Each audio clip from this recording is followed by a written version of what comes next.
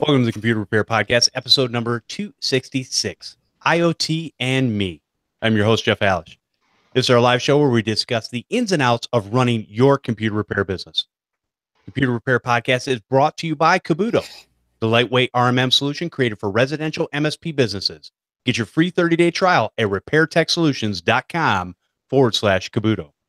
And also by FreshBooks, the simple pain-free invoicing solution for freelancers and small business owners. For a free 30-day trial, just go to freshbooks.com/Podnutz. Enter Podnutz in the How Did You Hear About Us section. Let me introduce the co-hosts. We have Brad Torrey from TTCS Computer Services. How you doing, Brad? Very good. Jeff, how's it going?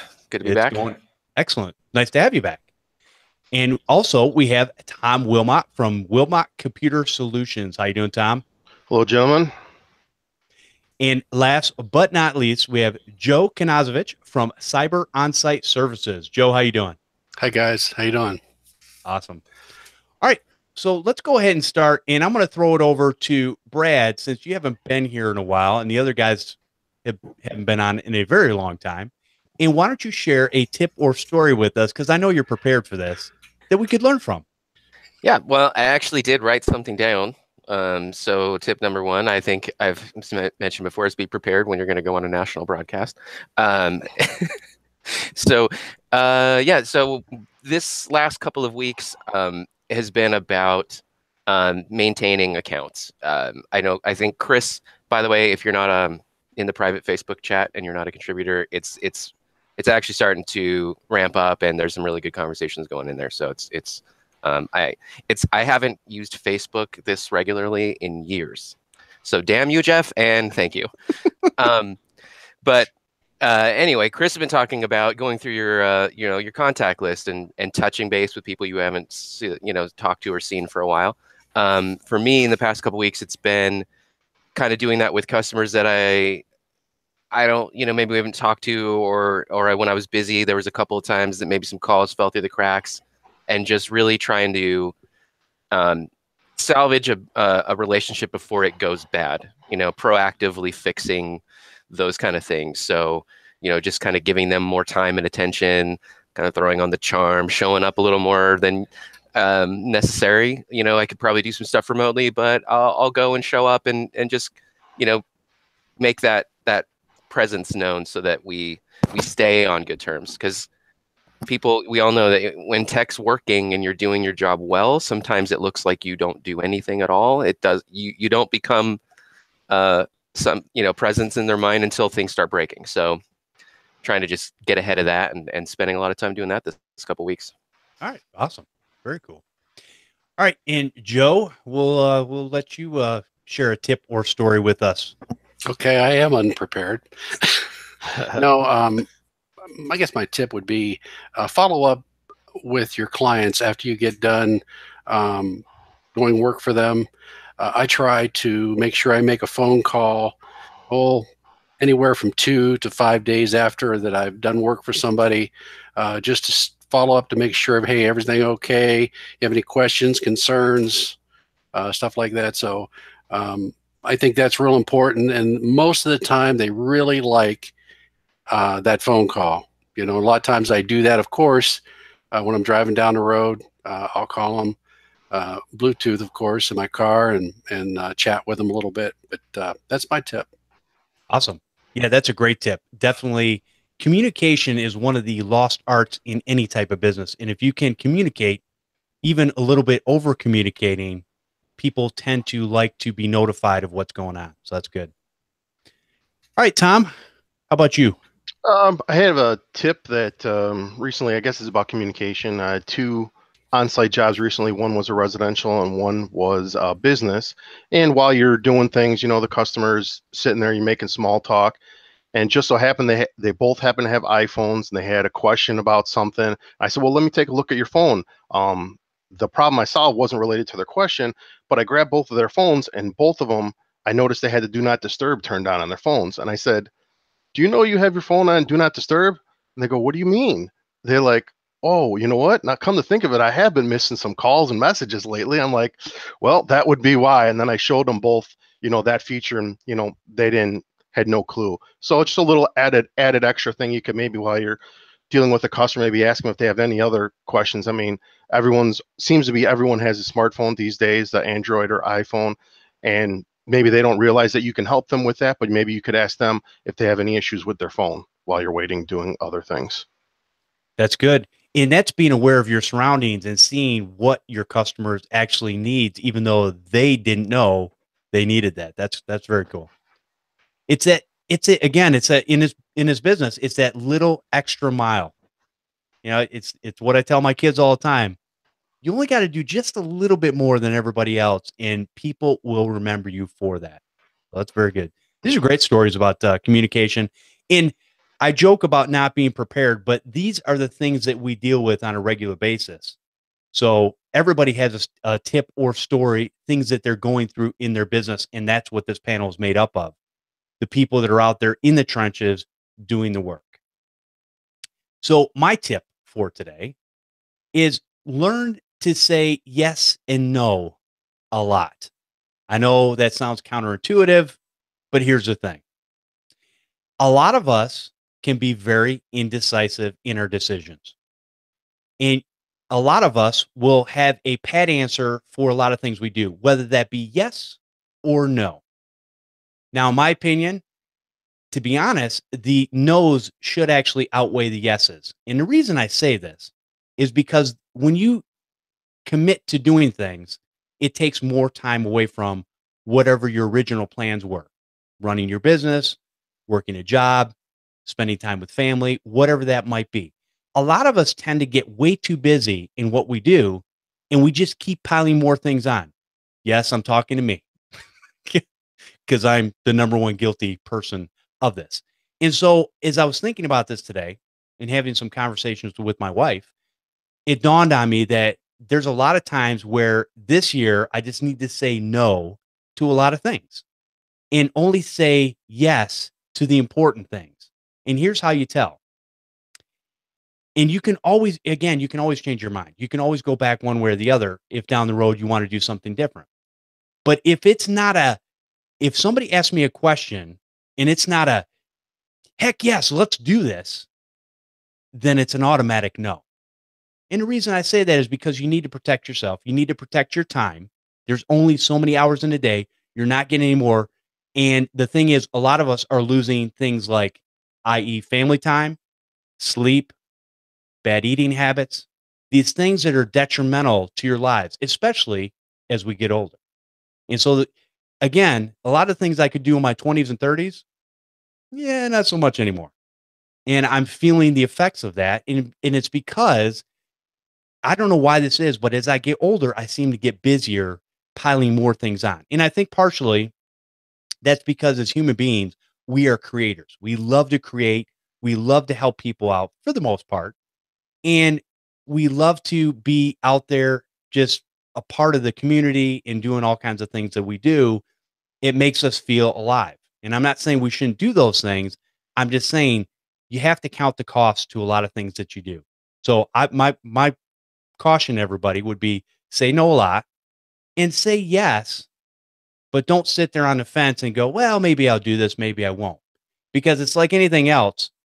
If you have a definitive answer, and a lot of times your definitive answer can be before you even get asked the question. You can make out a list of things that says, hey, I'm going to do these things this year, and these are the things I'm not going to do this year. So when the questions do come to you, you can go yes or no automatically. And it will make your life a whole lot better. All right, let's take a quick break, and we will get into our main topic. Our show today is brought to you by Kabuto, a lightweight RMMs built for residential MSPs that lets you easily monitor and manage devices, improve customer loyalty, and get more leads. And that's what we're about here, getting that customer loyalty. Use Kabuto to sell residential managed services such as device monitoring, patch management, managed antivirus, and more. The things that we use to protect our customers on a daily basis. Kabuto detects issues for your clients and pops up a custom branded prompt so your customers can easily get in touch with you.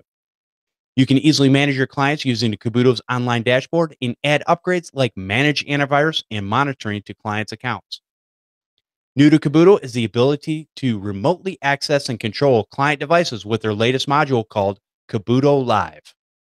This new module allows you to seamlessly transition from seeing a client's request for help to launching a remote session and providing solutions. Caboodle also integrates with various CRMs and PSAs to streamline your workflow. Who doesn't want to have their workflow streamlined? We all need a better process or an improved process for sure. You can sign up today for a free 30-day trial at repairtechsolutions.com/Caboodle. All right, into our main topic, IAS. Yes, I just made that up. And it stands for IoT as a Service. And I know a lot of you out there are saying, well, Jeff, everybody knows it should have 2 A's in it. And I say, no, it's shorter is better. So I'm going to cut it down. Why put 2 A's when you only need 1?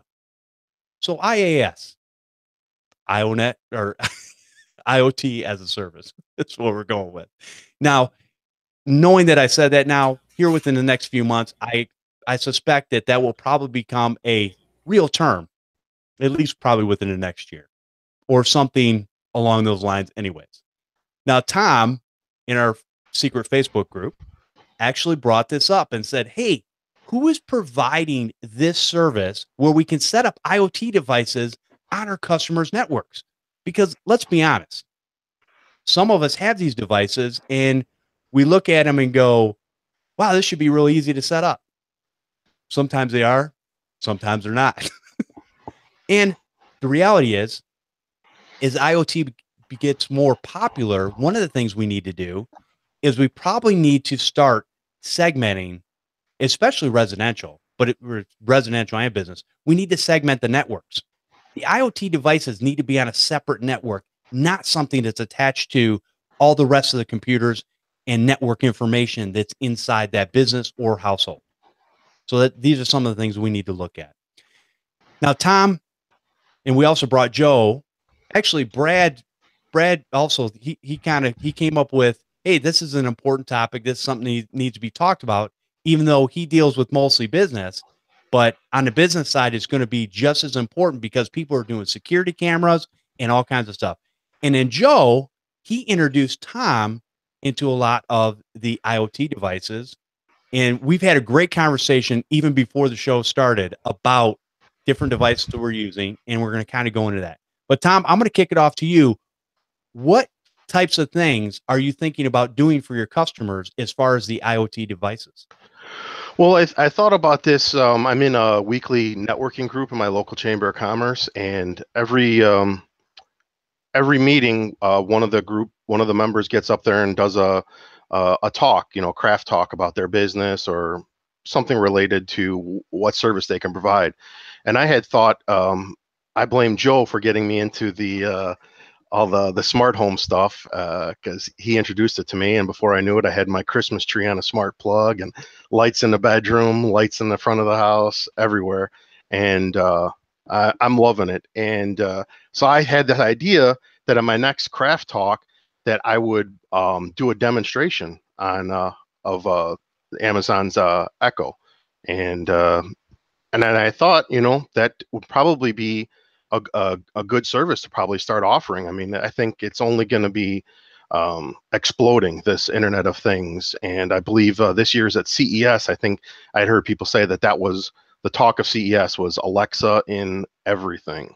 And I think I can offer a way for the residential customers to introduce these devices into their home securely, segregate them, put them on a separate network, and offer it as a service, show them things that they can do with it. I mean, it's only getting more and more. There's so many things that you can do with Alexa, and I know Brad uses the Google Home Mini. There's so much stuff that I don't even know. I'm just scratching the surface of the things that you can do with it, and they're adding more and more things every day. So I just think it's an exciting time and a service that we can offer to our residential customers and possibly the business customers as well. So I thought it would be a good topic to talk about. Awesome. Very good. Now, Joe, since you introduced Tom to the wonderful Internet of Things, smart devices, where do you see this going? And what was your What got you excited about getting into this stuff and obviously passing on that information to Tom? And is this something that you have thought about using in your business? Well, basically how I got into it at all was one of my customers that I teach classes at. It's a manufacturing facility. They brought it up to me. They said, "Hey, would you like to do a class on the Echo?" And I said, "Yeah, I could do that." Didn't even have one. So, I bought a couple of them, and I bought the Echo Plus, a couple Echoes and some Echo Dot, and I started just like Tom's talking about. I got the Hughes bulb, and I've got a Nest thermostat. I've got a TP-Link smart plug. I just installed a smart light switch for my front lights. That I have floodlights on my home that go up from the ground up at night. I have that set to come on at a certain time and go off at a certain time. I never have to mess with it anymore. But I guess the thing that I found, that once you start doing some of this, it's kind of addicting. You just you don't want to flip a switch to turn the light on anymore. You just say, Alexa, turn lights on in kitchen, whatever. And it's done for you, but that's how I got started. And I'm just scratching the surface. I'm thinking about, I'm due for a couple new garage door openers. And of course, when I do get those, I'm going to get them with, the smart IoT devices built into them, to be able to control the garage doors from anywhere, so it's really unlimited. And out of what I heard on the podcast the other day, there was I think there's 17,000 skills in the Alexa app. 563 of them are just for smart devices. So there's a lot of different smart devices out there. Wow. So now, Joe, is this something that you are thinking about using in your business for your customers? Oh, I've thought about it, and like Tom, he's in a business group. I'm in a BNI group. You've heard of BNI, and I've talked about it a little bit in my 60-second presentations in my BNI group. But I'm a little bit like Brad. I really do gravitate toward businesses. That's where I want my business to come from. But I do still do residential, and I've hooked a couple Echoes up at a couple homes for people, but I don't know. I'm still thinking about it, but I enjoy it. Okay, very cool. Now, Brad, obviously coming from the mostly business side of things, and as far as you were interested in this topic as a whole, where do you see, number one, what types of devices do you use, and where do you see this going for your business customers down the road?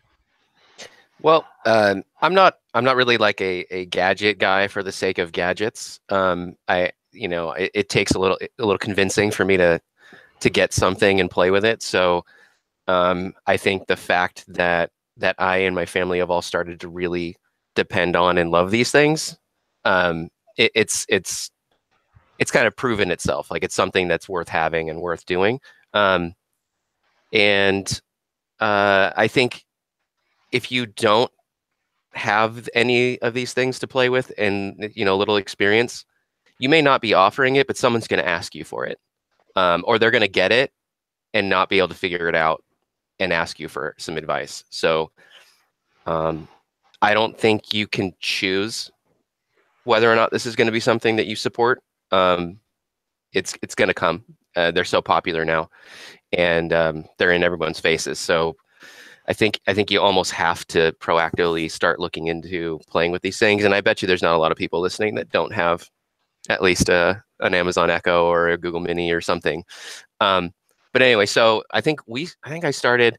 There was one lamp in the corner of my room that if I turned it on, I would never walk over there and turn it off. It'd be on for like 3 days, or I would just never use it. And so eventually that lamp never got used. And I was like, wait, there's got to be a way. And so I got a Wemo switch, and then I could just pick up my phone and turn the lamp off and on, and I wouldn't have to walk over to it. And that was all it took. And now I've got Philips Hue light bulbs in most of my house, and I've got you know, we have a pantry where when you open the door, there's a motion sensor and it turns on, and that's, you know, stupid, but it's awesome, and it turns off by itself. And then I have the Google Home. Once Google came out with the Mini, $50 little mic speaker assistant, we already had Chromecasts and Chromecast audios everywhere. That's the only way we watch TV and listen to music. Now we can talk to the room, and we have those everywhere, and it's so cool. And you think that it's stupid and frivolous until you have it, and then it's just indispensable. I can't imagine walking over and pushing the light switch anymore. You just go, hey, Google, apologize to everyone listening. Now we should have had a disclaimer before the show started to turn off or to mute your... mute your Alexa's, Google, computer. But you know, it's so great. And then now I got my kids have, we were talking about it before the show, like, you know, they'll have some friends over for Friday night, and they're literally just hanging out and talking and playing games with the Home Assistant. It's amazing. And I have a feeling that I'm gonna start having some of my like business clients want to put that like in their office. Maybe not all of it, but I don't know. I want one in my car now because I'm driving and I go, hey, oh, you're not here. And they're going to want that. If they have it in their house, they're going to want it in their office. It's going to become a thing. So I think what the trick of some of these is figuring out how it works as a business offering. Like, how do you support it? Because generally speaking, things like now go back to my normal business, like printers and phones are hard to support sometimes because I can't remote into them. If you got a Mac or a PC or whatever, I can jump in remote. I can see what you're talking about. I can fix it for you. You've got some device now that's, you know, a light switch. I can't remote in and do anything with that. And most of these things can't really be controlled by a PC. So I can't even like remote into a PC on the network and do stuff. It's all through phones, which mostly can't be remoted into. So you just kind of have to like figure that out. And I think you have to have it in your house if you're going to support it, because you have to be playing with it. And, you know, updates are going nuts. I don't know how Windows 10 has been the bane of my last 2 weeks because of the forced updates. And the same thing's going to happen with all the apps and all the devices. They're all getting all these updates all the time. So stuff's going to change. And if you're not, you know, kind of hip to it, people are going to call and ask you for help, and you're not going to be able to do it. So that's a good point. I'll tell you where it started for me was actually this Christmas. I was looking at where I put our Christmas tree in the corner of the room. I'm like, you know, I really don't want to go over there and plug it and unplug it all the time manually, because I do that. So I ordered a TP-Link smart plug, very first one. Well, you know, I'll say this. The very first thing I ordered was probably about a year ago was the Alexa. Yeah, I said that out loud. And the reason I ordered it was because I wanted to have music in the kitchen. We had a little tiny boom box with a tape player. Yes, kids, it's, you know, one of those things where you can screw the things in with the pencil. Anyways, and it had a CD player on top. So my wife would use that in the kitchen for listening to music, CDs, and yes, tapes. So that kind of died and things on it weren't working. And I said, all right, let's get a little sleek here and let's get an Alexa. And I'm sorry, I said it again. And so we set that in the corner of the kitchen. We can listen to music. We can listen to podcasts. I don't use now, for those that know, if you've ever set the timer on your stove, it absolutely sucks. And I can't even tell which buttons I'm supposed to press for which time. Is this the broiler, the baker? I don't know what I'm doing here. So now if I'm cooking something on the stove or in the oven, I can just tell Alexa, set a timer for 10 minutes. All across the US now, everybody's timer just started. And so because of that, it'll go off. It'll let me know. So there were little tiny things that were convenient that we normally wouldn't have the ability to do. And so I like that. So a lot of the things I was buying when it started this year, when it started with the smart plug, it being the second part of that, I said, all right, let's try a smart plug. Now, most of these devices will work with either the Google Home or the Echo, which is perfect. Depending on which universe you live in, you can kind of pick and choose, but they'll usually work no problem. The other thing that I got last year, actually, let's go back a step, is the Ring doorbell. And the reason I got the Ring doorbell was for my business. Because when I was sitting up in the office working on something, there's times when I didn't hear the doorbell go off. So now if I know I have a customer coming, what I'll do is I'll have the app open on a computer. And when a person walks up to the door, it lets me know right away. Hey, they're there. I can grab my stuff, go down, take care of that customer. And part of that is it makes it nice and convenient. Even if we're away, we can, if somebody's dropping off a package, we found people, I don't know, postmen that have said they dropped something off and they didn't. So it gives you a lot of stuff from your front door that you can have all this information on what's going on at your front door, which I like the security of that. But I ran into a problem with that particular product. I got the first, I don't know if it was the first gen, I think it was the first gen, and it worked for a couple weeks and then stopped working. Ring was very good. They sent me another replacement. I replaced it.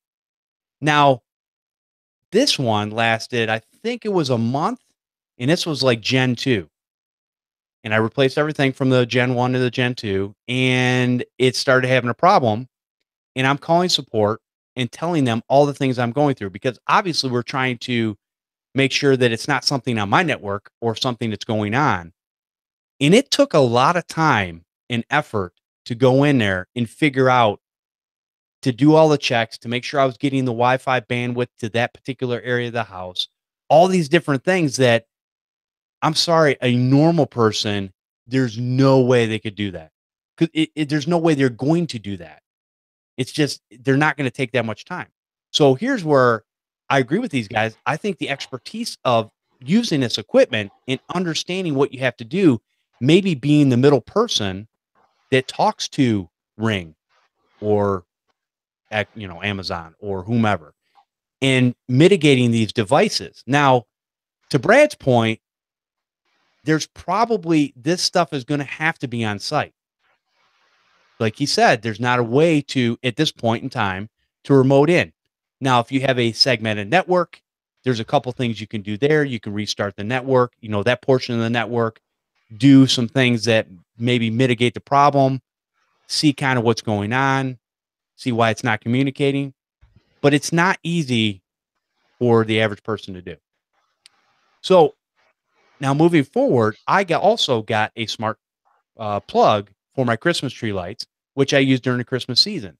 Then, like Brad, I took that smart plug and I moved it over to a lamp that, again, there's a couple cool things that you can do with it. Number one, you can set that lamp on a timer. So it comes on in the evening time when it's dark and stays on till whatever, midnight. Now, if I'm sitting here watching TV and it turns on, I can just tell Alexa, turn the lamp off in the family room, and it turns it off. Or I can grab my smartphone and click a button and done. So moving forward from there, I decided I needed some studio lights. I had some cheap LED lights that I used in here, and I wanted to get some bigger lights that spread a little bit more light evenly. And so I said, okay, I need something that's permanently on, but I need to be able to control it while I'm in front of the camera so I can see the differences in what it's doing. So I ordered 3 TP-Link smart bulbs, and they are amazing. I can set them in a different color saturation, from a regular daylight bulb at like 6500K down to like 3500K. So you can do the different hues on the lights, and I can control each one of them separately. I can set them up so they turn on in like, they're not all the same brightness. I can control a lot of that stuff. I can control it with my phone. And what's cool about it is, because it's also hooked up to a switch, when I come into my office, I can flip the switch on, they're on, and then I can do whatever I want from there. So I think these devices are just amazing. And I think they're going to become more and more in people's homes and even businesses. Like I said, there's a lot of times where people want me to set up their camera system so that they can watch it on their phone. Well, you've got to get in the network and you've got to be able to do some things on their switches in order to be able to do that a lot of times. If you're using any type of business router switch, you're not going to have plug and play on normally.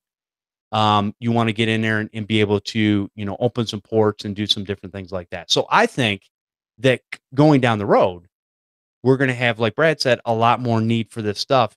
And the only way you can learn it is to actually have it yourself. Now, Joe, I'm so glad you brought up the thing with the garage door opener, because my garage door opener is not working properly. And I'm looking at it and going, yeah, I'm probably going to need to replace that. Now, do you know of any brands out there that actually are the smart garage door openers? I think you're muted.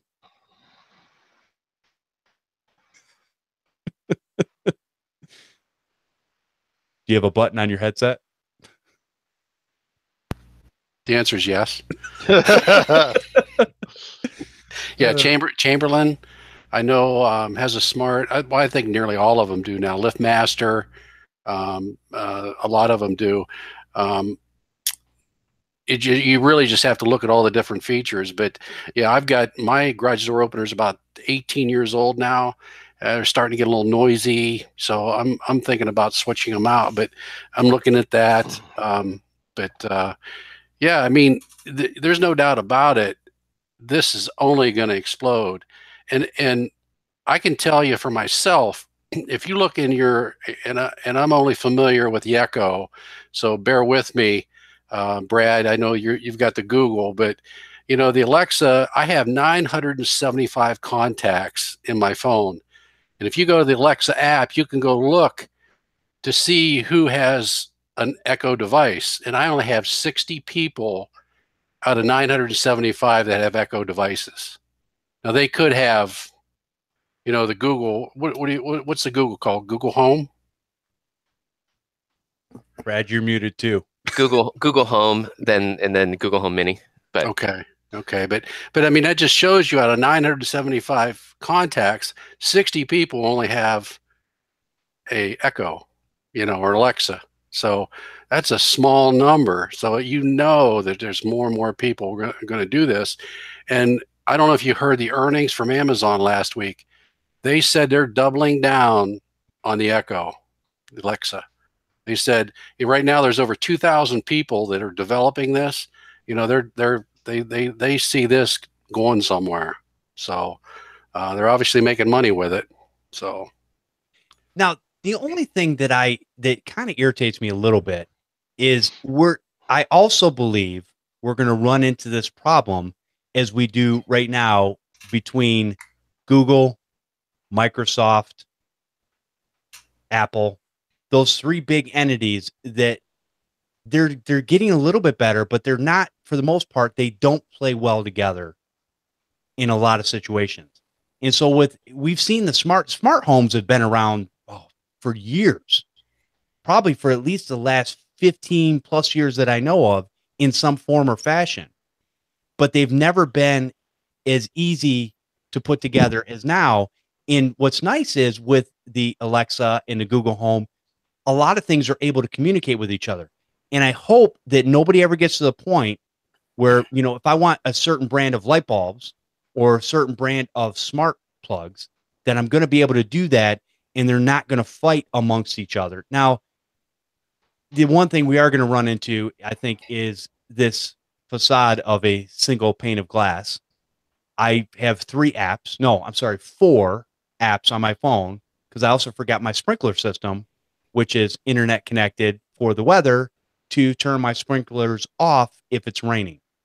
I can set up a program. I can run it from my phone. It works beautifully. But a lot of these things I'm hoping they're going to work together and not fight amongst each other. But we're probably going to have several apps that we have to open up and use. Well, Jeff, that would be where you'd have to contact the company and tell them they need to write a skill for Alexa, because I have a lot of different devices. Like I have the Ring doorbell. There's actually a skill on there where you can add that to Alexa. And if you had the Echo I think it's the Spot, maybe the one that has the screen on it. You can say, Alexa, show me front door, and then it would pull up the Ring video right on the unit there. What else? There was a couple other things. Like I was telling you, the Akobe, I put the smart thermostat that I have. I had the wrong skill in there. I put the right skill in there, and I was able to easily control the thermostat to find out what the temperature is. There's just it's just crazy to think of all the things that you're going to be able to do with it. Now, let me ask you guys, do you guys find it, I have to stop and think about a command that I'm going to say to my device, and it takes me a minute to register in my head exactly when I want to turn a light on or turn a light off. I've only got one smart plug right now, but I have to remember that I have it named family room. Before that, I had it named Christmas lights. That's one of the things that I think as a service provider we can add value to. Those are the kind of tips when you go into your assistant. With Google, I don't know, I don't have an Echo, but with Google, you go into the Home app and you name all these devices, and then that name is basically what the command is going to be to control that thing. So, my bedroom has some lights, and everything in there is called Brad's TV, Brad's lights, Brad's lamp, and then I have a bathroom heater. With a little heater, space heater on a TP-Link switch in the bathroom, and I can go, hey, I won't say it, turn on the bathroom heater. And so because everything's named simply and easy to remember, that helps. So that's something that you would, kind of be able to help direct your customer.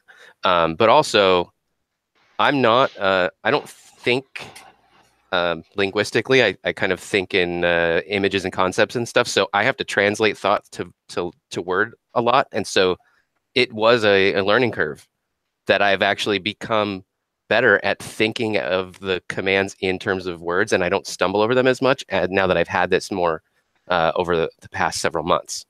I used to stumble and screw up my we get like, hey, wait, what am I don't know, never mind. And then Google will be like, what? So actually it's teaching me, I'm learning how to think out loud better, which is an interesting side effect of having it.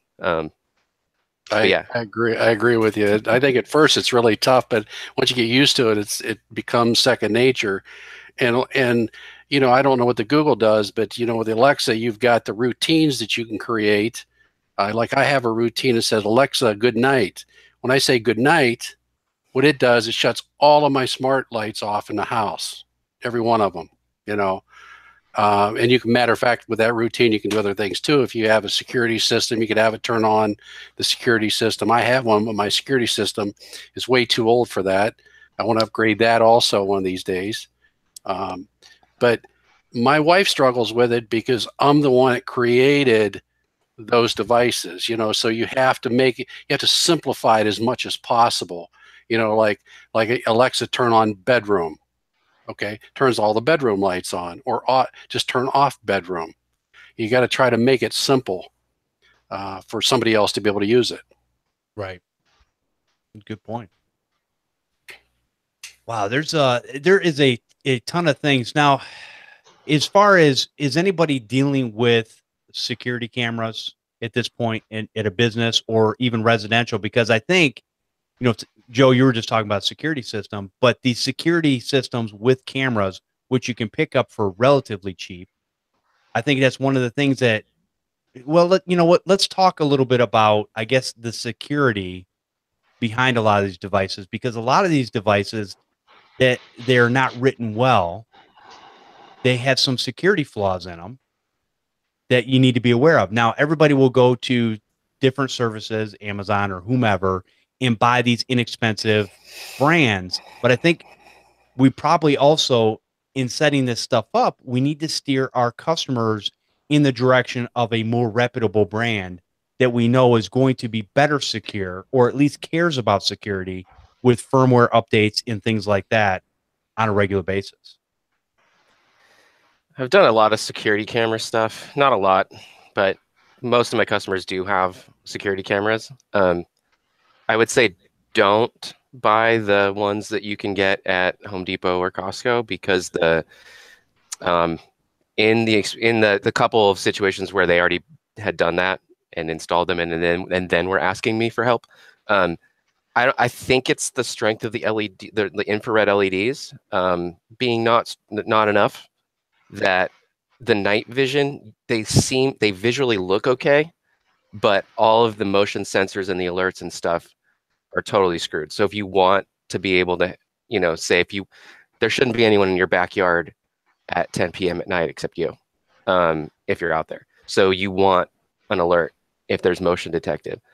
It goes off either never or constantly, like 100 times a night or not at all. And that's not helpful because there's nothing back there. So you got to spend a little bit more on cameras and get a good brand. None of my customers I haven't done security cameras since IoT got this recent explosion.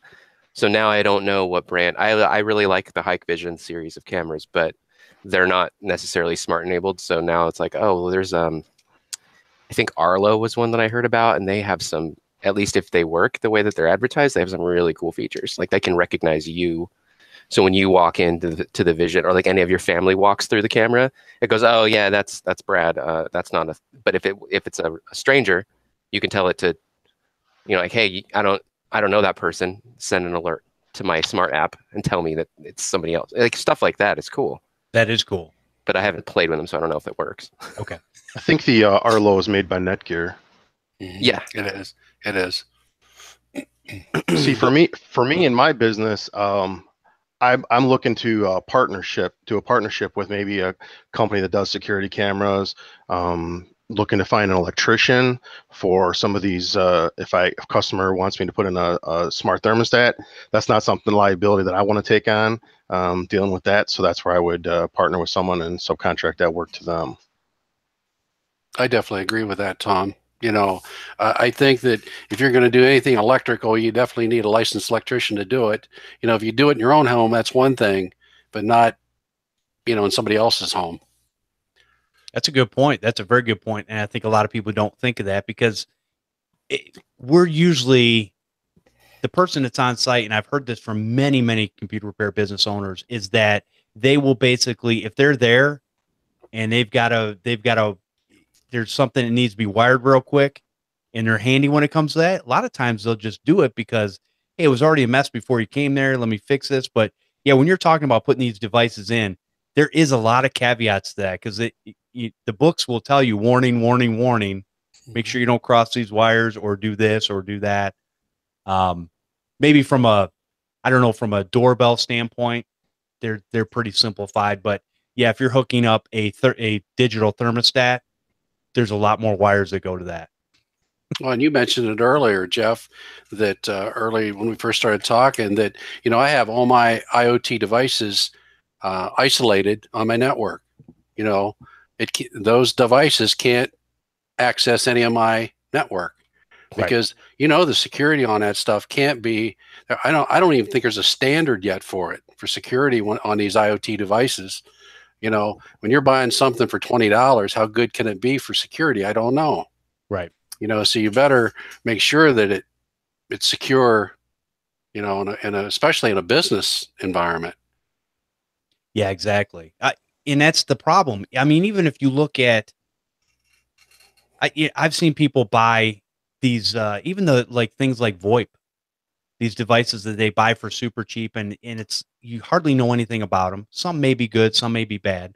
Now, one other thing that I think about when I talk about crossing the streams, so to speak, as far as getting these devices to all work together. Now, some of you were talking about the Philips Hues, which the smart lights. Now they take an actual hub in order to control those, correct? Yeah. Okay. So go ahead. But, if you get again, I can't speak for the Google, but the Alexa Plus has a Zigbee hub built into it. Echo Plus. Echo Plus. What did I say? Alexa Plus. Okay, I'm sorry. Alexa, Echo. Yeah, see what I mean? It's confusing. Yeah, the now, Echo. That is one of the reasons. So I was looking at the Philips Hues, right? And then I was looking at the TP-Link, which I've said this before. I'm not a fan of their routers and switches. For those that are using them for business, shame on you. But I will say that I went with the TP-Link smart bulbs because they are one of those things that you didn't need a hub for, and it's basically plug and play with their app, and you can control it from Alexa. You can get now. I don't have those hooked up into my Alexa because it's up here in the office, and I don't have a little Echo Dot. I used to have one, but I like the devices. I don't know that I want them everywhere, listening to every word that I say. That's just me. Yeah. By the way, Jeff, TP-Link, some of their business line switches are actually pretty good. I don't use them. They're my budget brand. But they're Wemo smart switches. Jerk. Oh. In my experience, the two that I've had, and they were different generations, were both a colossal pain to set up. They wouldn't connect to the Wi-Fi. You go through all the steps, and at the last minute, it just sits there and hangs in the app. And I used my iPad and my Android's phone, and like neither one would work, just to see if like maybe the app was better on one platform or the other. No, they both couldn't do it.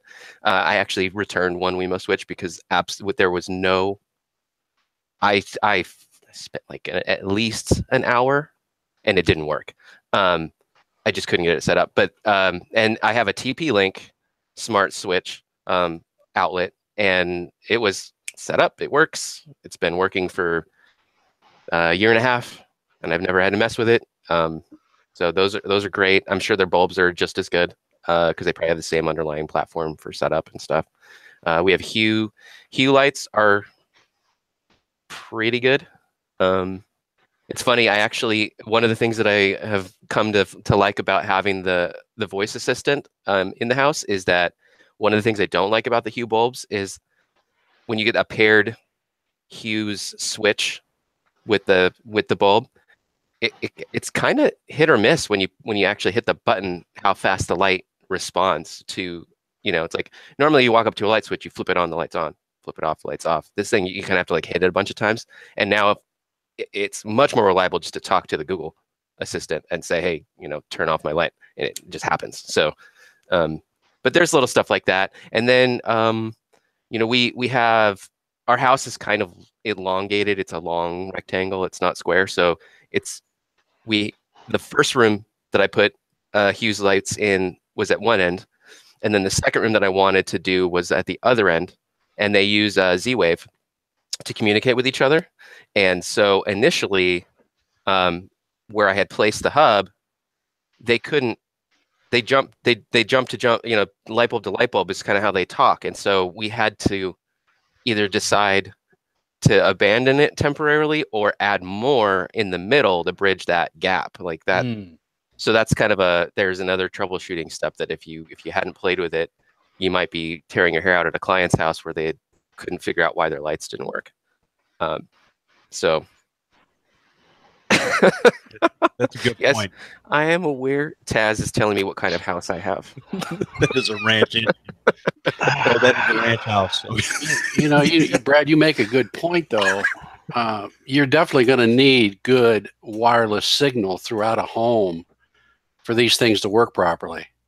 Especially if it's a big home. If it's a big home, you're not going to be able to get by with just the Comcast or Xfinity router or the AT&T router. You're going to need or TP-Link. Yeah. You're going to need to move on to something, maybe some of the residential type mesh units like the Orbi or the Eero. Definitely. Now, I do know, and I almost did this, but I didn't. Now, Paco LeBron, he's obviously listening right now because he's making fun of me. He actually, in his room, he decided, and I think he got the Philips Hue, or no, I think he got another knockoff brand. Anyways, he has colored lights that he can change with his phone. So whatever mood he's in, he can basically change that light and get different colors. I almost did that, but I actually needed the bright white lights, and so I decided to try those out. Now, you have a disco party. And that's the other thing. I'm pretty sure you can set these things up to kind of like flash and do all kinds of different things. And if not, I'm sure that's coming down the road. Now, as far as you guys are concerned, when I look at having to open an app on the phone, that seems so 2000s that we really have to get to this point where you're using these devices and you're speaking to it regularly, where you don't have to sit there and think about it like I still do, because I don't use them on a regular basis. And I think as we start to get more used to that, it's going to make it a lot better for everybody. And I think that's going to be the way to go. The app's going to be like, it's the backup in case the voice thing didn't work for some reason. We can still manually switch it, but I don't think it's going to be the first go-to, other than obviously these apps are used for setting things up. The only time I use the app pretty much is if I'm away from my house. You know, if I'm, it's getting late, starting to get dark, you know, I'm eating dinner with my wife somewhere, you know, I'll turn some lights on in the house, you know, stuff like that. But typically when I'm home, I'm using Alexa to control them. Nice. Now, Joe, do you have an Alexa or a Dot or something everywhere in your house within voice? Yeah, pretty much. I have 5 right now. Not in every room, of course, but in my main rooms. You know, right now there's one sitting right next to me in my office, but it's muted, of course. But yeah, I have one in the bedroom, in the kitchen. I even have one in my bathroom. You know, I liked in the mornings when I'm getting ready, I like to tell Alexa I want to listen to my flash briefings. It's news. You know, I like seeing what's going on in the world before I start my day, so I can be depressed right off the bat. Yeah, Google has that where you just say, "Tell me about my day," and it gives you the weather, and then it starts playing whatever news feed you've asked. You know, yeah, you set it to do. That's pretty good. Yeah. You know, we are getting into a different society. You know, there's another way you can check the weather too. It's by looking out the window. it's saying. You know what? I love devices. I love the modern conveniences. And one of the things that we're probably going to be looking at, and we've already seen it, where they have these smart refrigerators where it basically can look inside the refrigerator and go, hey, you're low on milk. Let's order some. Now, I'm telling you, modern conveniences, my wife actually has been doing her shopping. She goes online. She shops at Meijer's and she orders all her stuff. They pack it all up for her. She goes and gets in line and picks it up. They load her car up. It's already paid for, and boom, she's on her way. A lot of people are doing it. Kroger's does that here. It's amazing. It is. How many people are doing that? Yep. Yeah. It's a nice convenience. You don't have to walk around the store. Now you still got to spend time online looking for the stuff and doing that, but you can do other things while you're doing that. Well, and you can usually on those they have like you know, you have your regular shopping list items, so you're not going through the whole website. You kind of just go through and go, oh, that's what I order frequently, and it's add those things to my cart. So it's we don't have a lot. I don't think we have any grocery stores that are doing the pickup, but they're all doing delivery. Okay, very cool. So yeah, and then you can even like you know, I'm close to a Micro Center. Micro Center does that. I pick up. I order, I get everything. I know exactly what I'm looking for. I pick all those things out, order it, and I walk up to the counter. It's ready for me. They hand it, I pay, I get out, and skip a really long line sometimes. It's fantastic. All that stuff is, and then to be able to do that with your voice, that scares me. I guess if everything I thought of magically showed up at my front door just because I said it out loud, that would be a problem. Yeah, exactly. Yeah, that's why I don't have it ordering anything yet. No. Well, guys, before we move on, is there any other items that we want to bring up? And I will say this, Joe sent me a list, a PDF list of Alexa basic commands. And when he says basic commands, this is like a 2 or 3 pager full of commands that I didn't even realize were available. And what I'll do is I'll share that on the Google Drive and share that out to everybody via a link so that you can get that in the show notes for this show. But is there anything else that we haven't touched on as far as any of these devices that you guys want to talk about? Well, one more thing is, and maybe you guys can correct me on this, but you know, the two technologies that are mostly used for this is Zigbee and Z-Wave. Am I correct on that? Yeah, I think so. Yeah, I think those are the only two so far the standard for the communication of the IoT devices. Yeah, and a lot of them do both so that they can be compatible with multiple, you know, like a SmartThings hub. Mm-hmm. And then, yeah, either that or Wi-Fi. Those are the 3. I think from a business perspective of doing installs or support for these, I think it's important to remember to overestimate the amount of time, because once you've kind of installed something or set it up or helped somebody with it, you kind of are on the hook, at least in my mind. You get kind of into like a warranty type situation if it's not working the way you thought it should be when you were done setting it up, and then you're kind of, they're calling you and asking you a quick question, or they're out calling you back for, if they kind of redo something or it's not working. You got to plan for that in your billing. I would overcharge for doing a lot of this stuff, because you have no control over this stuff. It's not going to work 100% all the time, and you're going to end up going back. And sometimes you're not going to be able to charge for that return trip. So I would kind of overcharge to begin with, knowing that you're going to be constantly talking to these people. Some of your customers people are more techie than others, and some people just get it. But you're probably going to be constantly returning to these jobs, and just bill accordingly, I think. Or maybe set up a plan. Sorry, Tom. Another idea that me and Joe had heard in another podcast that is based just on Alexa was that there was a lady, I believe she's in, I want to say Arizona, I'm not sure, Joe. Tucson, I think. She has a business, and her business is she touts herself as a smart home consultant. She uses her own home as a demo to show customers what you can do. And from what she was talking about, she has her home completely decked out.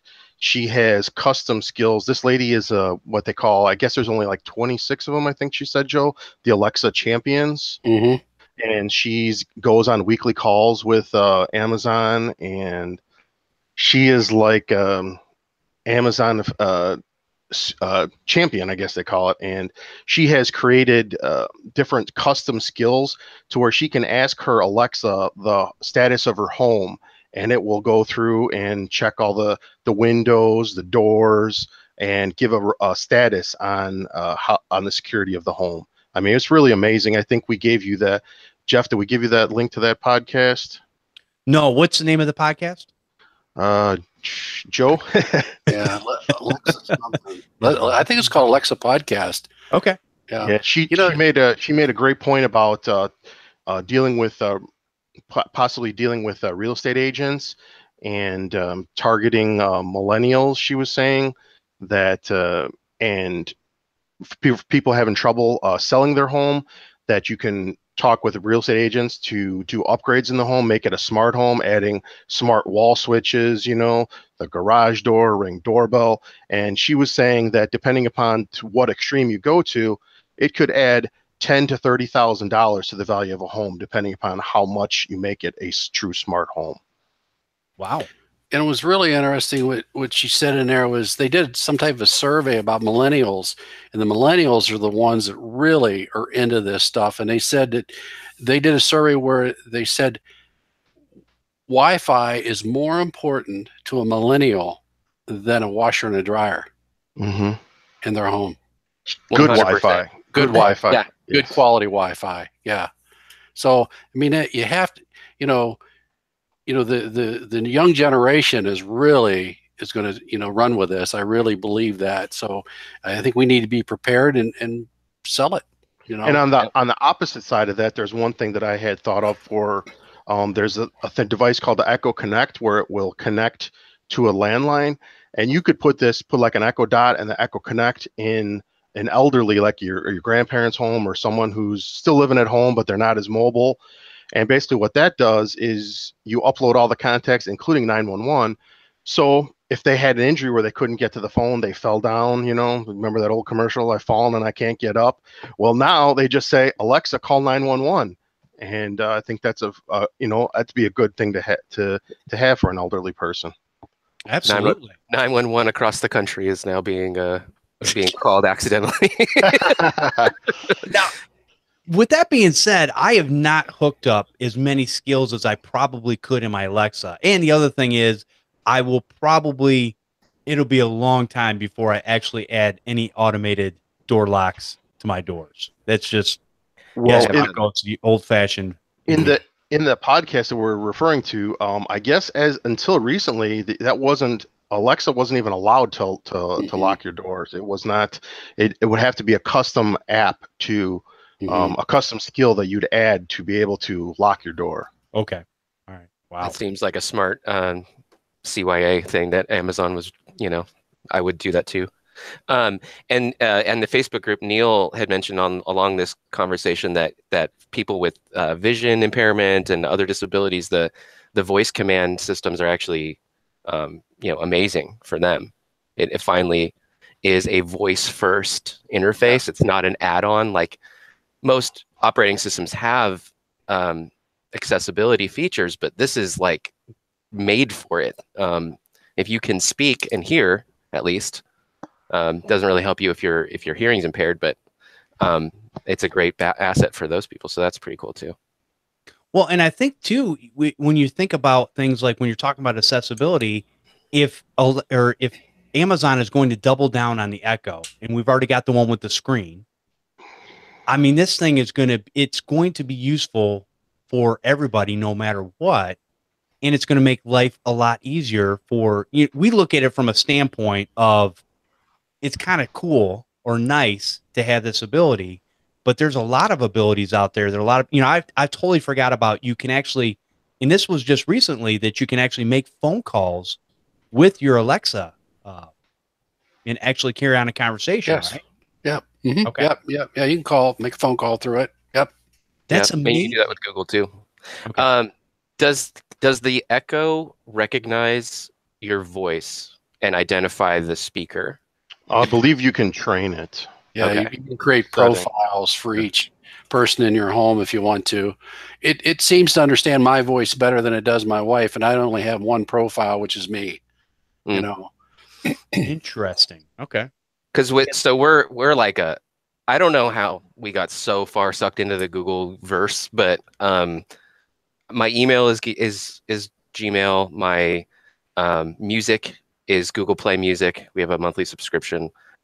We use Google Chromecast. So like we have like, if we do something, it's Google owns our life, which is probably kind of scares me. But since we all have it, every one of my family has attached their Google profile to our Google Homes. So when I say play something, it pulls it off of my playlist, and it knows that it's me speaking and what account to go to, and and across the board, everyone that talks to it, it knows who they are, and it has access to their, we use YouTube TV for our TV subscription service. So my daughter can walk up and say, "Hey, play YouTube TV." It knows what room she's in, so it knows which TV to cast to. It knows that her voice is speaking and what's next on her playlist. Like that's a pretty cool feature. And that's one thing that kind of made me decide the Google Home over the Echo for us, because we're so invested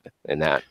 Well, but you can link, I have my calendar linked, my Office 365 accounts linked to my Alexa app. And, I just ask it, Alexa, what's on my calendar for tomorrow? I can add something to my calendar, so. Nice. It's slick. All right, Yeah, what? Something basic I use all the time is I just listen to streaming radio over the Wi-Fi, local radio stations. I mean, the things that you can do with it it's amazing. I mean, and a lot of people don't even know all the little things that you can do.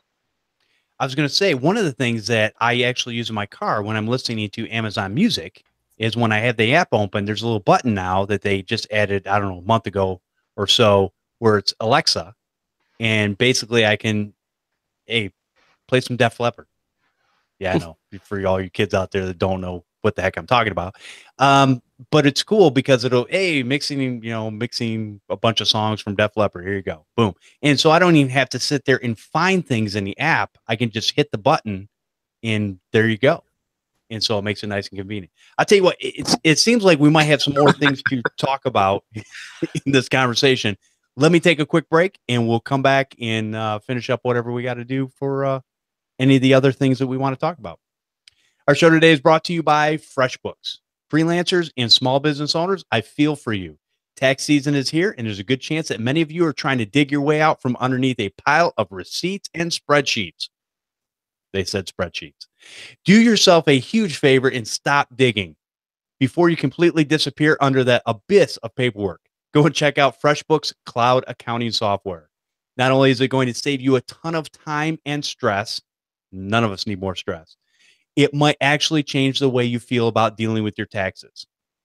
Hopefully, as long as it makes it easier. I don't know if I'll ever feel differently about taxes. They suck. But in this particular case, if it can make my life easier, I'm all for it. Need to send your accountant a quick summary on the amount of tax you've collected last year? How about pulling together a profit and loss summary? FreshBooks can generate these reports in seconds instead of hours. It would take you to do them manually. You can even set up FreshBooks to import expenses directly from your bank accounts, which means next time you use your debit card for that meal, tank of gas, or new computer, boom, the purchase is recorded instantly in FreshBooks. All this and FreshBooks is ridiculously easy to use. It's made especially for people who don't like dealing with numbers and their taxes. That would be most of us, I would think. Right now, FreshBooks is offering a 30-day unrestricted free trial to my listeners. To claim it, just go to freshbooks.com/Podnutz. Enter Podnutz in the How Did You Hear About Us section. All right. Going back to, so there are a lot of neat features I think we've talked about as far as what we can do in our homes, what we can do in businesses, and it's only going to get better, hopefully. And I'm excited to hear. Now, I think you have to pick what universe you're going to be in. And it's hard because a lot of us, when it comes to these universes, and I'm talking about whether it's the Echo or the Google Home, a lot of us are ingrained in either the Googleverse or the Amazon. Now, for me, I'm ingrained in both. I use a lot of the Google products, Google apps, or whatever they're calling themselves nowadays. And also I buy a lot of stuff from Amazon. So now how do you pick which is going to work better for you? One of the things you talked about, Brad, which I did not realize, is the profiles. Because I thought about setting up email and stuff like that. And maybe Joe can answer this question too, is can we actually set up our Gmail inside of Alexa and be able to do stuff like that? Yeah, yes, you can. And I was just going to make a point to tell you that on the Echo, you can set up an iCloud calendar, a Google, Gmail, or G Suite, Office 365 calendars, also the Outlook.com, Hotmail, or Live.com. So, as you can see, it's getting all very blended with the Alexa. I'm assuming with a Google, you can do Gmail. I wonder if you can do Microsoft accounts with it. Do you know, Brad? I don't know that. But I think, you know what? Most of the stuff's does cross-platform pretty well. I think the thing, if you had to come down to it, that you had to choose, because they're both pretty diverse and can do a lot. I think it depends on what you hook up to your television. That seems to be the place where there is a barrier and there's a streams don't get crossed.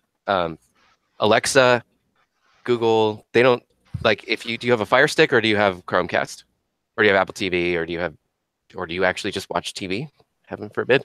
But I think if you have Chromecasts on your TV, you're probably going to want to get a Google Home, and if you have a Fire Stick, you're probably going to want an Echo. Otherwise, everything else seems to be pretty.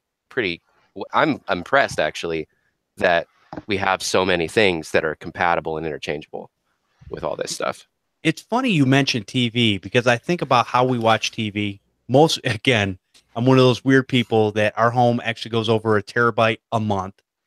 And so there's a lot of streaming going on. Here's the thing.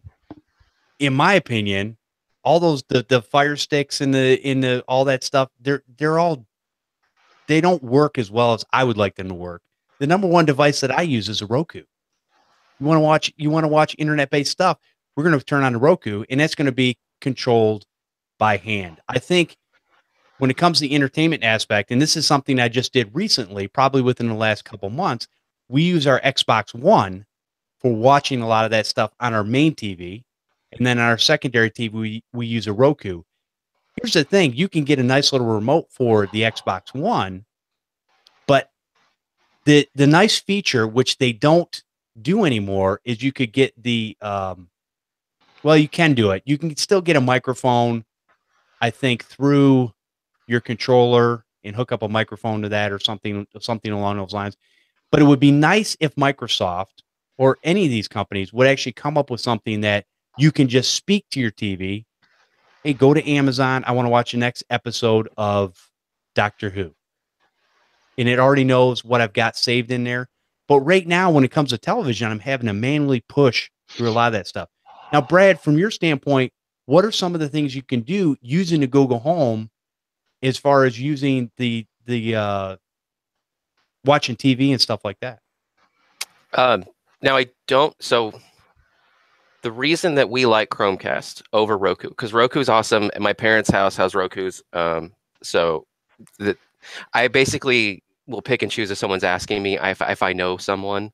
Like, I know how Chromecast is more personalized to the person that's watching the thing, and I like it for that, because you control it from your phone. So it's your Netflix account, it's your YouTube account, it's your whatever you're pushing to the Chromecast. So it's like automatically it's you. Whereas a Roku, usually if you're going to sign into something, you kind of have to sign in with a universal account for the most part. So it's like, we have a Plex server, and so I see who's pulling stuff, and there's a TV at my parents' house that's signed in with my daughter's account. And so it looks like my daughter's watching all this weird stuff that she shouldn't be watching, because my my adult brother that still lives there is watching stuff, and I'm like, why was she watching? Oh no, that was on that Roku that's signed in with her thing. So it's like with Chromecast, it's this is my Netflix account. This is what's next for me. And then with the Google Home, because it recognizes your voice and you've tied your Netflix to it and your other video apps, you can just say play the next episode of whatever, and you don't even have to tell it where you're at, because it knows that it's in that room, and so it'll cast it to the nearest TV that you've already told it is in that room. So it's pretty cool. That stuff is all kind of evolving. We were talking about routines. I don't remember what Echo calls them, but you set up a good night routine, and it'll do all that stuff. Google has announced that that's coming to the home. We don't have that yet, so okay. But it's coming. They're going to be like neck and neck, I think, for a long time. I agree, and you can control the dish satellite with the Echo also. You have to have the newer version of the dish, but so. And that'll be nice too if things like Comcast, if I could control my cable box using my voice or using my Echo or Google Home, that would be great. And that's, I guess that's my point, is I'm hoping that when it comes to the entertainment side, that a lot, again, the Echo is great for music. You can play whatever you want in the kitchen. You could play a podcast. You could play music, whatever.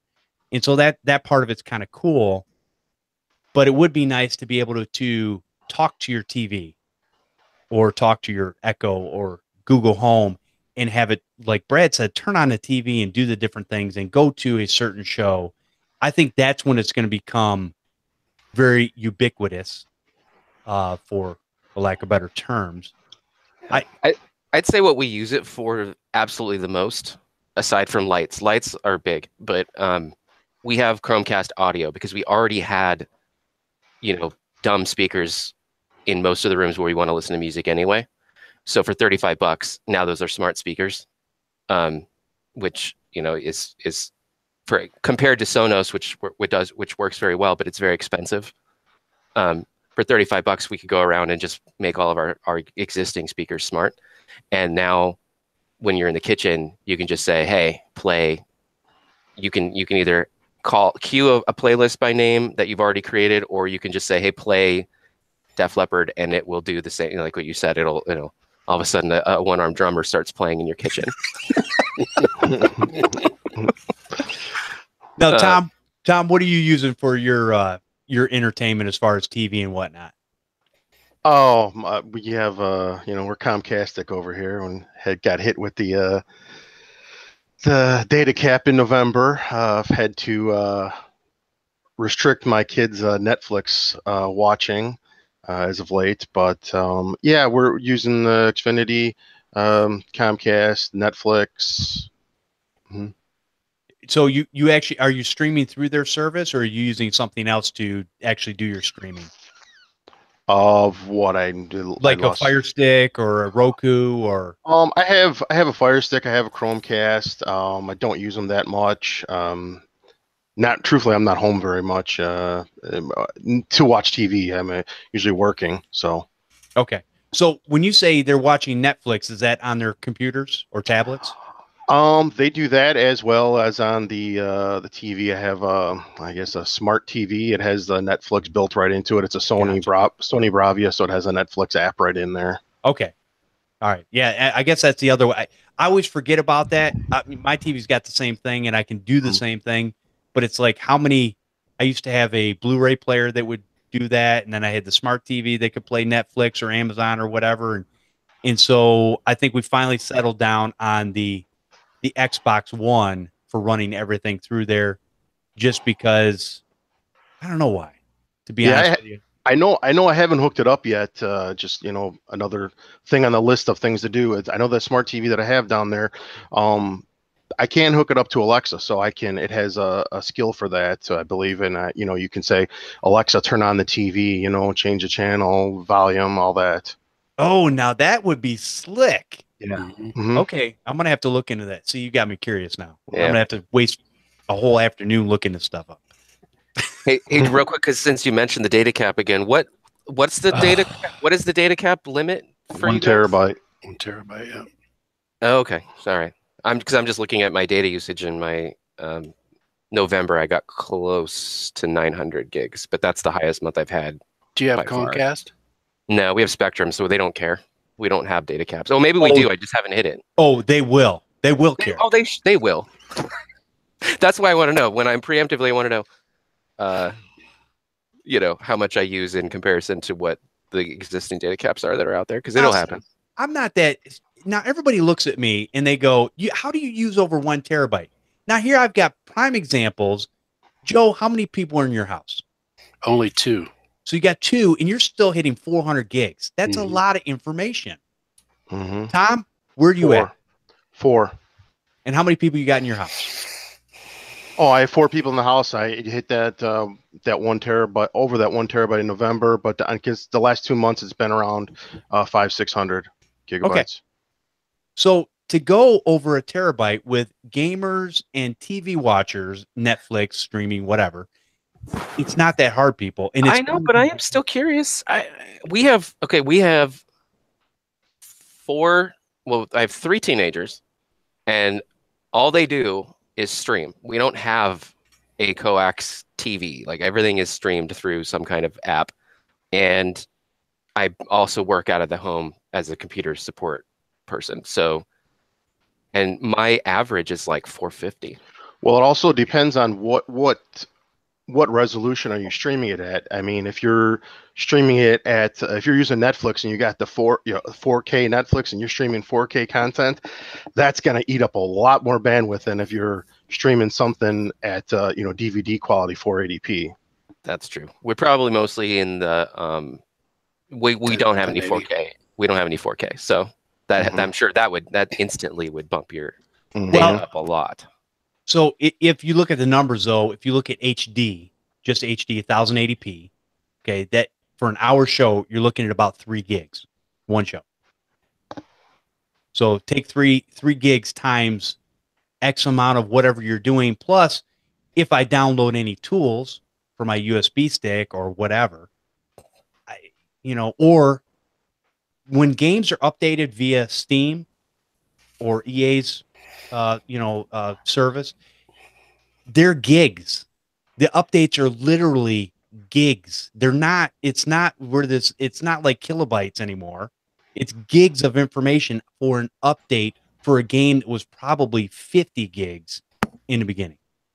So when you have 1, 2, 3, 4, 4 people in the same household doing all those things, it adds up quick, and as the information gets more readily available, it's going to be much work. They're going to have to do something, because this either give me a way besides making me pay an extra $50 to get rid of this data cap and just give me unlimited. Here's my thing. If I'm paying for the highest speed service that you offer as a company, I should be able to have unlimited as much as I want, because I'm already paying you for the fastest service. If you're basically saying I have to pay more, in my opinion, that's extortion. And Jeffrey. shame on you, Comcast, and whomever else does that out there. You're wrong. Problem is, you're singing to the choir. I know. You know what, though? Here's the thing. You put the information out there long enough, and you'd be surprised who listens to these shows. So that's all I have to But say. we're in the 1%, Jeff. They say that only 1% of users go over that data cap. Tom, I wanted to always be a 1%er, just not with my data. So out of 4 of us, 50% have went over. Exactly. There you go. You know what? We don't have any gamers in our house. That's probably the differentiator right there. It might be. And again, take a WSUS update. Let's say I download that once a month or whatever. That's 32 gigs right there. Again, any other tools or things that you do, an ISO for an operating system. Now, I've had most of those for years. Every once in a while, though, I will. Those are huge. So it doesn't take much, and it just depends. I go a little bit over. I think I really got them when they first told me they were going to charge. I had a free, my last free time of going over, I hit 2 terabytes just to be a jerk. And, now, I don't want to pay for that again. So, I didn't pay for it that time because it was a free month. But anyways, it's possible. It's very easy, and it's going to get way easier, especially when we're talking about smart devices and updates and different things that we're doing. It's just going to get more prevalent in our lives, and hopefully they're going to have to back off. This is ridiculous. Anyway. All right. Anything else we want to add before we end this show off? Any other thoughts? I just had one little tip on here for the iPhone users out there. There's a little trick on how to use Alexa on your iPhone. You open up the Amazon Store app. Like if you're going to buy something on Amazon, and in the upper right-hand corner there is a little circle. You click on that, and then you could use Alexa just normal. Oh, awesome! That's cool. A great tip. And Tom, while we're at it, since you gave a great parting tip there, where can people find you at if they wanted to ask you some more great information that you have about any of these smart devices? Yes, they can email me, tom@wilmotcs.com. All right, awesome. Appreciate it. And Joe, you want to give us one parting thought and let people know where they can find you? Well, stay warm. It's snowing. Joe@cyberonsiteservices.com. And I'm on Facebook, Cyber Onsite Services. And both these actually all 3 of these gentlemen are also in the secret Facebook group. So if you want to get that little bit of one-on-one time, all you got to do is donate $1 a show, and we can get you in there. So, and Brad, one parting tip, and let people know where they can find you.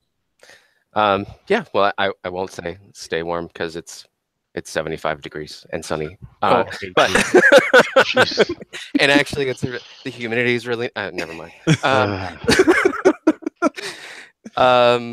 Yeah, no, just maintain a good work-life balance. That's something I'm working on and doing well at recently.